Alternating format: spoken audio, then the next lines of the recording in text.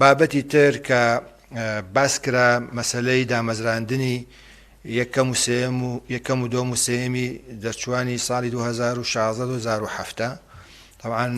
دوای گفتوگۆ و پێشکەشکردنی راپۆرت لەلایەن وەزیری خوێندنی باڵای حکوومەتی هەرێمی کوردستان ڕێزدار مەسرور بارزانی سەرۆکی حکوومەتی هەرێمی کوردستان ڕەزامەندی دەربڕی لە دامەزراندنی ئەو ژمارە قوتابیانە کە نزیکەی 1378 قوتابین نزیکەی و ئەمە دەچێتە واری جێبەجێکردن دوای دەرکردنی ئەم بڕیارە و ئێمە پێشترش وەکو حکوومەتی هەرێمی کوردستان ئەمانەوە وەجبەی دووەمە وەجبەی یەکەم لە نزیکەی 1900 قوتابی 1390 ئەگەر ژمارەکە هەڵە نەبێ تەوانەوە ئێمە دیسان دامان مەزراندن ئەوانی دەرچوانی یەکەم و دۆم و سێمی 2015-2016